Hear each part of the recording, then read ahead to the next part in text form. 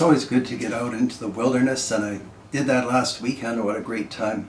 I don't know how many rifles I took, 14 or something like that, and some shotguns too. I had a chance to shoot rifles that often just sit in the vault, and many times you ask me questions that I can't answer because I didn't get a chance to go out to the range. But one of the things I did do was take along some of these black so-called economy rifles, and they're actually pretty good. The Axis here, the Savage, surprised me, and a lot of you had reported that it's exceptionally accurate. This one's in 30-06, and I actually just put it on the table to say I have to agree with you. It's a very accurate rifle. I never had a feeling that it was a super high quality rifle, but I mean, good is as good does, as the saying goes, I guess. So all of you that rushed out and bought these Savage Axises, I can't say that was a bad decision. I don't know how long they'll last, and I'm not saying that they won't last a long time. Maybe they're very durable. But we've reviewed these before. Anyway, I had it on the table just to reconfirm what you told me about accuracy. And the rest of the features you know better than me, removable magazine, and the rest of that. More important to me was to look at the Marlin XS7, which was one of the earlier rifles, and you can see the short action here. I took the bolt out for a reason which will be apparent in a moment. The Marlin also, I mean, at first glance kind of looks like the Axis, but it doesn't have a removable magazine, so it looks kind of like the Remington 780L. The trigger is excellent, and actually, because when they came out they were sort of early on the curve, I went out and looked at them, and I thought this was a fairly decent handling rifle. I didn't know anything about the accuracy naturally, but this is the short action version. They call it the XS7, S being for the short, of course. The stock feels a little bit better than a lot of the polymer stocks, and I guess maybe they put some foam in there so it doesn't quite sound as hollow. Maybe it is hollow, maybe it's thicker, I don't know. And then here's the long action, the XL7. I shot this one more than the short action. Short action's in 243. I try to remember to tell you what calibers they are. And this was a very accurate rifle, this particular one. Slightly more accurate than the Savage. So you can keep those in mind, and the features are the same as the short action model. You can see no floor plate, no removable magazine. I don't view that as a big disadvantage for a hunting rifle, as you probably know by now. Generous loading port. I like that. You can get at the ammunition. If something's wrong, you can get at what's in the chamber. So we'll set that aside, and if you can keep a mental image of that rifle, here's the Remington 783, which apparently sells like hotcakes, or better.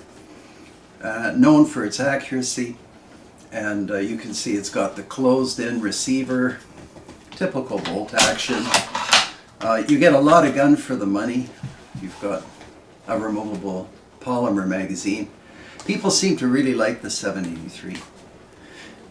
And I'll just put the Marlin XS7 in such a way that you can see both. Anyhow, I end up chatting with a lot of people, and you know, I look at the guns I own, maybe sometimes not as closely as I should, but I was talking to a guy that knows a lot about Remingtons, actually a lot about all guns, and I said, you know, I think there's a relationship between the Marlin and the 783, and he said, well, the only relationship is that Remington bought Marlin, and so they couldn't have the Marlin bolt action line, the X series, the XS7, XL7, competing with their 783. And when I said I felt there was a relationship, I actually wasn't thinking of a business one. I was thinking that the actions felt very similar, and I kind of speculated that maybe the 783 is the X series of Marlins, just modified. The ejection port not as good in my opinion, but they did sneak in the magazine. So I respect the words of most people. I thought, well, he probably knows more than I do, and so I took the S7 out, 243. The 783 is in 308, and I sometimes just simple-minded in my thinking. I thought, well, I'll take the bolt out of the 783, so that's the 783 bolt, and I took the bolt, which I did before filming, out of the XS7, and I thought I'll see if they fit, because that would give you an idea. And the bolt from the XS7 fits and fires in the 783. So I think it's pretty clear that what they did is they simply took the engineered, perfected Marlin, decided for some reason to give it the reduced loading port and the magazine. Of the two rifles, which is the main reason for this video, I find the Marlin, even though it doesn't have the removable magazine, was more accurate than the 783. And that was 243 and 270 versus the probably more inherently accurate 308. These Marlins are so relatively unknown that if you see them on the used rack for a few $100s or less, like, I don't know, I actually think I paid $250 for, and this is the 243. I recommend these as a superb buy. It has everything except that magazine that the 783 does. Mine are more accurate. I don't know whether Marlin used better barrels than Remington. That's hard to say because a lot of people are reporting target rate accuracy out of the 783. But there you have it. You've seen it for yourselves firsthand. And like I've told you before, I don't like contradicting people, especially when probably the person knows more than I do.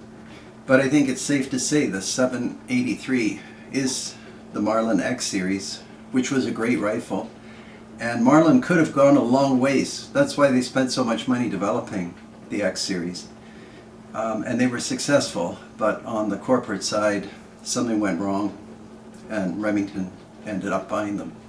In any event, that's just a little footnote in firearms that you probably wouldn't find unless somebody goes to the trouble of doing this stuff, which isn't that much trouble for me.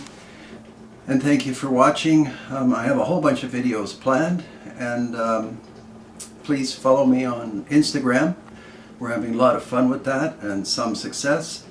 And if you can at all, while YouTube demonetizes all these videos, help me on Patreon. It's much appreciated. And thank you very much for watching, and we'll see you on the next video. And please take care out there. We'll see you next time.